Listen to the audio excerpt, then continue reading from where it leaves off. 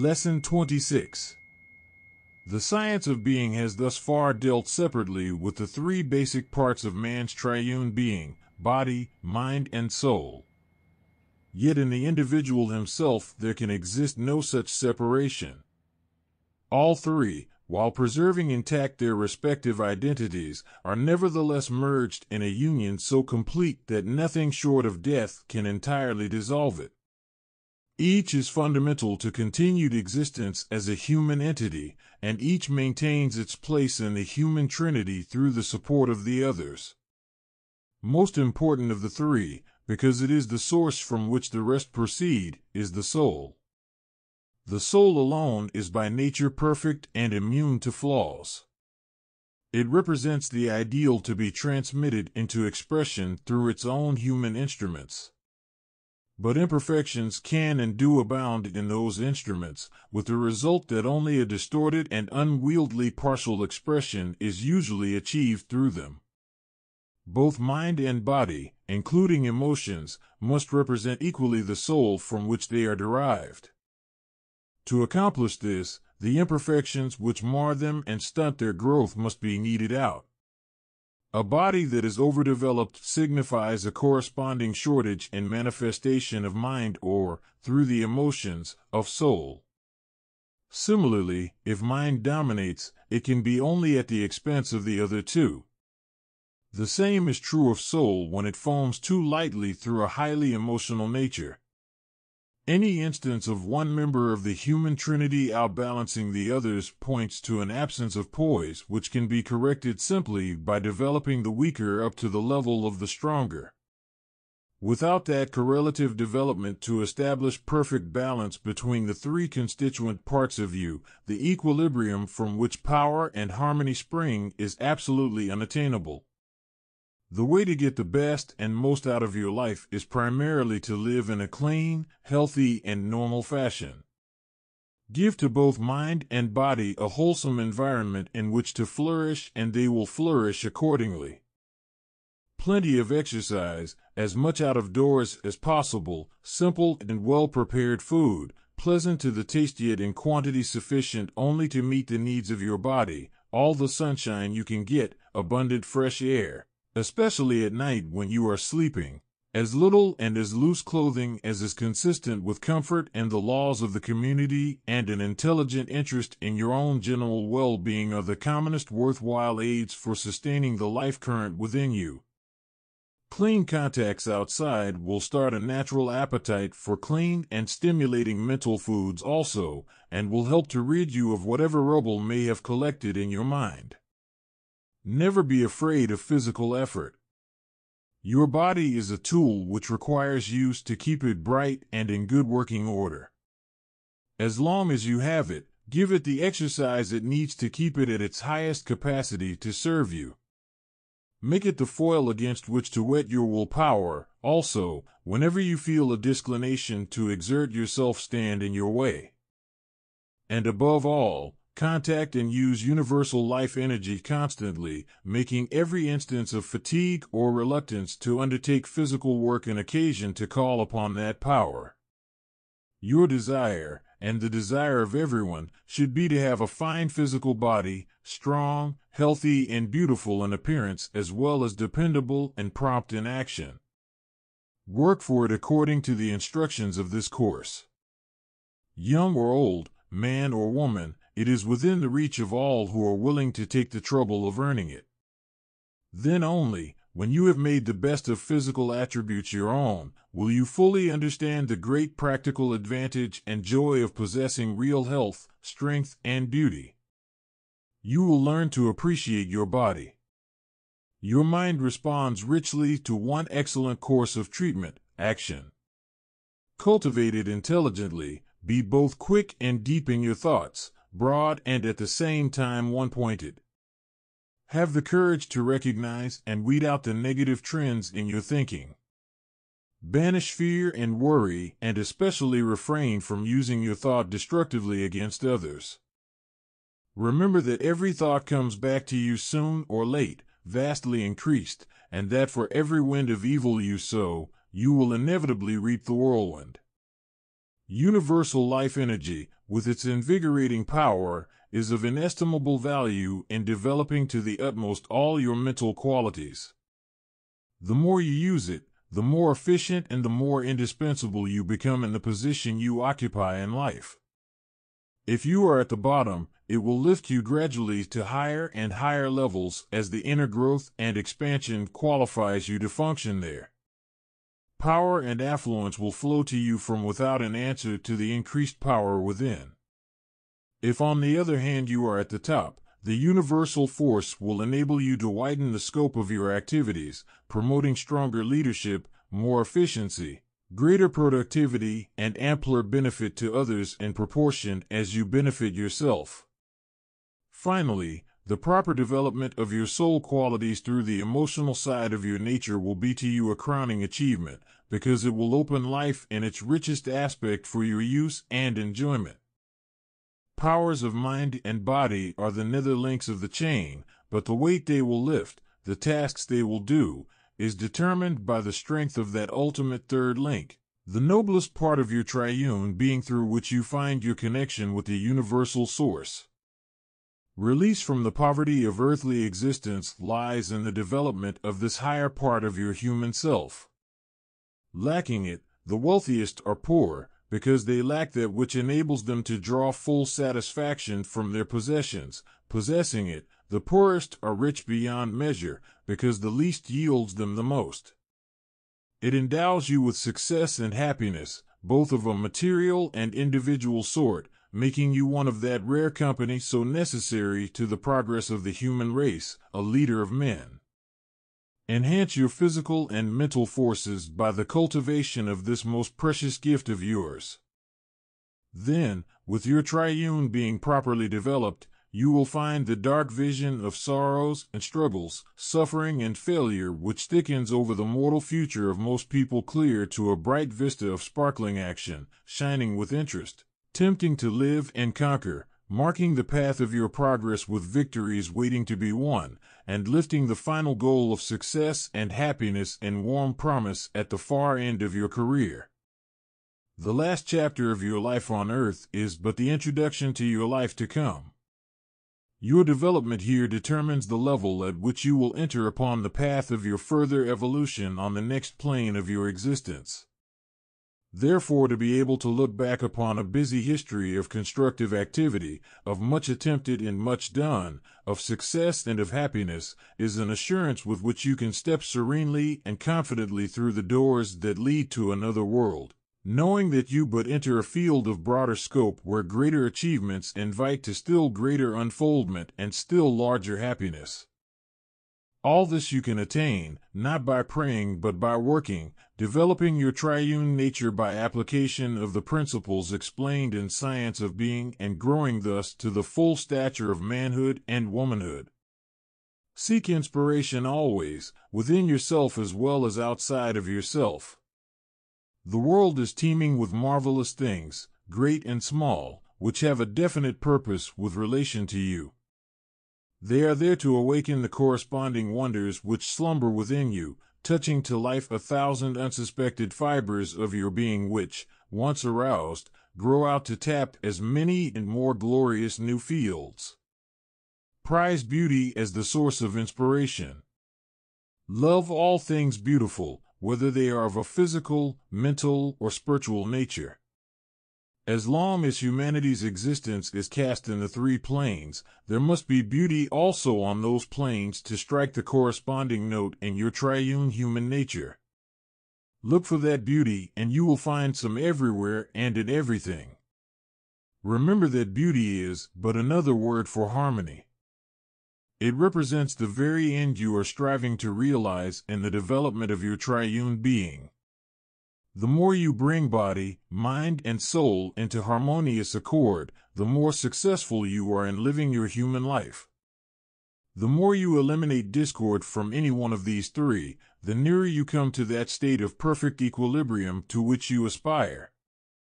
Everything, in the final analysis, reduces to a single factor within it which sets the measure of its worth, the beauty, or harmony, it contains. Teach your children, your boys and girls, the value of beauty and lead them to love it in every form and aspect. So many people, especially the intellectual, believe that intelligence alone counts. They do not see that the thing they admire in intelligence is first of all harmony. Modern educators are beginning to perceive this truth and to lay more and more stress on the development of the soul's qualities. Only when it is understood that this phase of education should stand by right ahead of all the rest, setting the pace to which the development of mind and body must be correlated, will humanity enter fully upon that era of tremendous progress which the future holds for it. Bear in mind also that children are such merely in terms of moral years. As souls, they are your equals, both in point of time and of intrinsic qualities. Their task is to unfold those soul qualities through their human incarnation. Help them to do so. Be their friends, revealing to them what harmony is, their guides, to show them the way, their pals and confidants to accompany them on it. Encourage the expression of soul qualities, for in proportion as mankind learns to realize through their mortal selves the unbounded harmony within will the race grow toward that goal of power it is placed here to achieve. Man condenses within himself the essence of all from which he sprang. He is the visible manifestation, the actual living proof of that infinity of power out of which he is derived and which is called universal life energy. However much disharmony may mar the workings of his complex and curiously perverse human self, he holds deep within him the whole vast perfection of that harmony which constitutes his origin. Therefore, it is not necessary to struggle blindly toward the realization of that harmony. Steady your own self. The more you will learn of it, the more you will know of the eternal source of which you are the emanation. Discover your own true nature, and you will discover the truth of the statement, "Know thyself, and thou shalt know all." In the present stage of evolution, called the fifth period or cycle of humanity's evolution, the natural division into which things fall is 5.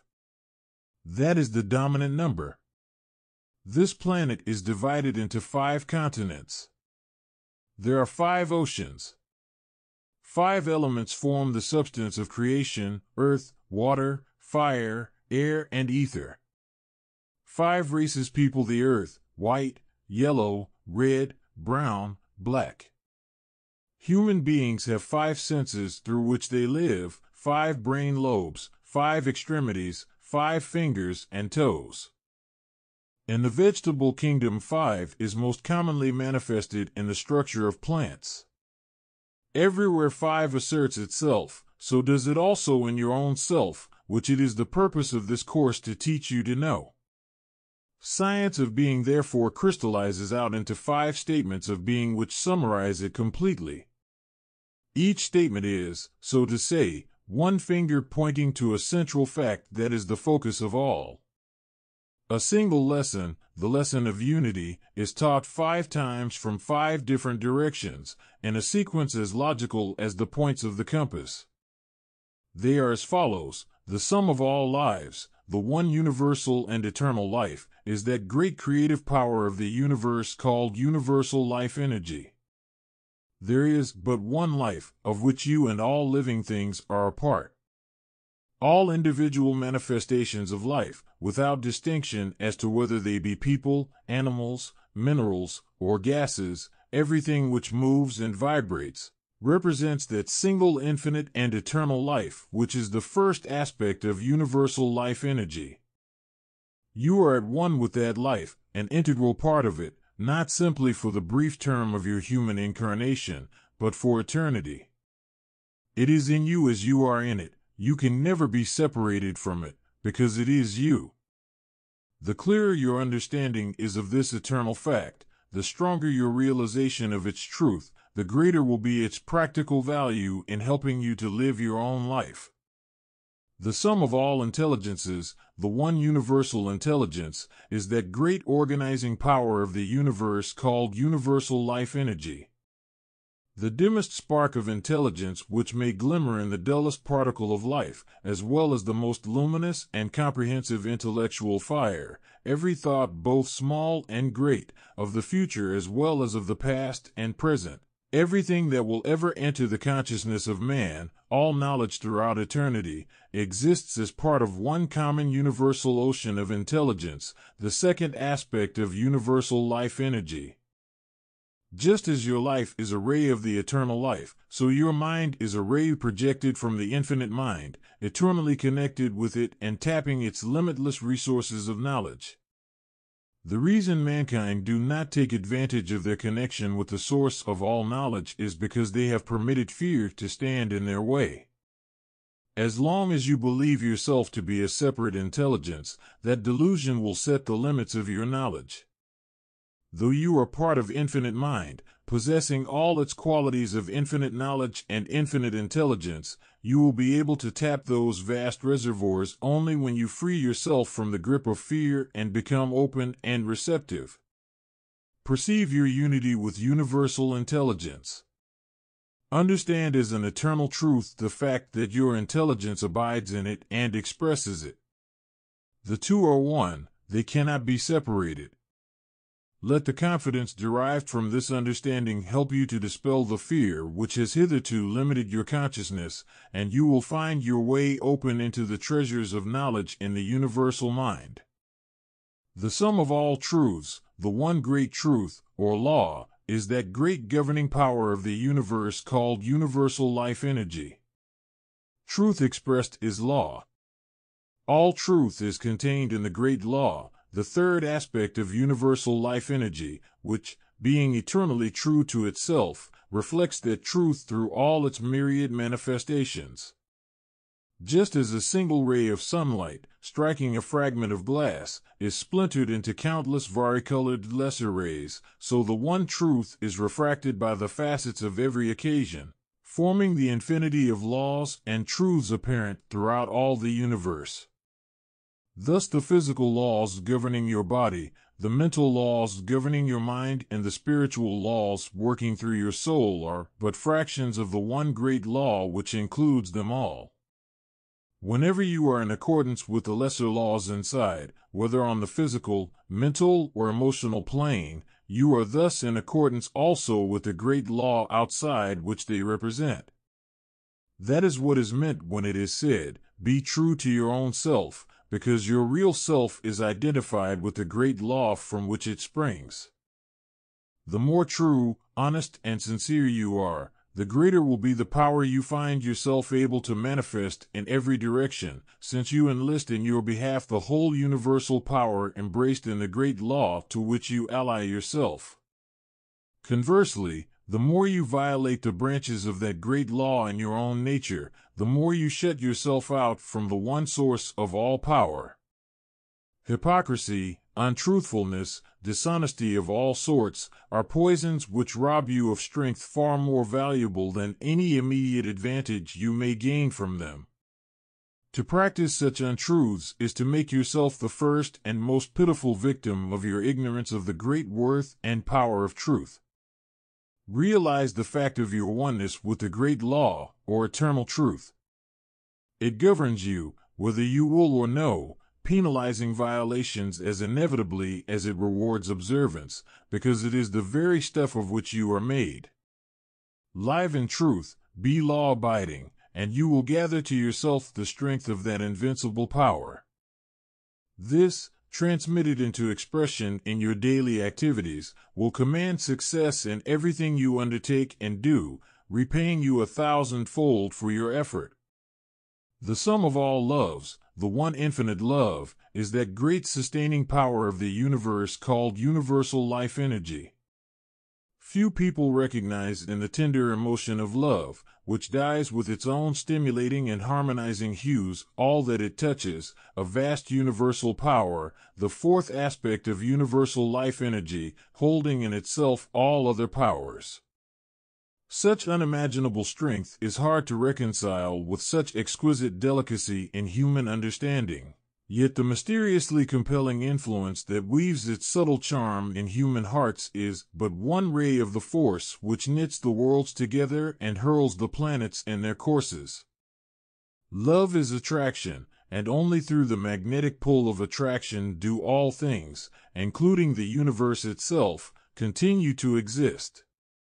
Withdraw the force of attraction from your body, even for a moment, and the cells which comprise that body will immediately fall apart, disintegrate, cease to exist as one coherent unit. In other words, your very being is dependent wholly upon the power of attraction, or love, to sustain it. Unconsciously, you manifest this love in every particle of your being. It is apparent in the automatic functioning of your organs, and the clinging of cell to cell and atom to atom, and within the atomic walls and the ordered evolutions of those minutest elemental units called electrons. Everything in your body is kept in a condition of harmony by the power of attraction, or love. It is only when you come to the conscious part of your human self that you find this harmony lapsing into disorder. Your human intelligence is that within you which must learn the lesson of love. You are saturated with love, made up and sustained by it. Love is the foundation on which you are based. But you must realize this, perceive it to be so, and by thought and action build up a superstructure of love and harmony on that very foundation of love which nature gave you at birth. You build the temple under whose dome you live your life on this earth, as well as forecast the plan of that which you will inhabit on another plane of your existence. Make it a noble structure of love and power, of harmony and happiness. Every kind and constructive action is a stone added to its height. Every friendly thought, word, or deed is a breadth molded into its proportions. And because it is natural to do this, in accordance with the great law, it is not difficult. Summon to your aid the constructive force of universal life energy, then the more you practice it, the more easy and pleasant it will become. What you desire to realize in your conscious life is an integral part of that universal power, so by the very act of inviting it to help you and work with you, you identify yourself with that to which you aspire. The more you live consciously, releasing into expression that fundamental love nature of which you are usually not aware, the more harmonious, the stronger, happier, and more successful you will be. All loves, great and small, of planets and electrons no less than of human beings, and of every sort, whether of the needle for the magnetic pole or of one friend for another, are but trickles from the limitless ocean of love of which all are an integral and eternal part. In proportion as you make yourself one with that infinite love, the supreme power of attraction, it flushes into evidence through you as your own increased personal power of attraction. All future expansion, the greater success and happiness of humanity as a whole as well as that of each individual in particular, is determined by the greater degree to which they are able to express love in their lives. The sum of all beings, the infinite, eternal, and supreme being, is that one great all, embracing the universe, including every visible and invisible expression of universal life energy. Though you may believe that you are separate from the rest of creation, that is not so. Your body is but a cell in the great universal body, the visible universe. Your mind is but a ray of the infinite universal mind. Your soul is but an individualized projection from the great soul of the universe itself. In every way, through every finest filament of your triune being, you are intimately connected with and woven more closely into the vast scheme of the universe, of nature. Body, mind, and soul unite to teach you a single dominant fact, that man is simply the conscious, individualized, compound, harmonious and eternal projection of universal life energy into its own eternal substance proceeding from this one universal source, indissolubly connected with it, manifesting all its qualities and powers. Man is indeed the image and likeness of that power, coexistent and co-eternal with it. The more you consciously realize this to be an actual fact, perceiving behind all the bewildering complexities of your human expression the unity from which it is all derived, the more you will grow and develop in every direction. Then eventually, when you have fully welded yourself through your own triune nature to the universal, you will attain the common goal of all human aspirations: power, freedom, and happiness. Exercises. Continue as usual the star exercise morning and evening.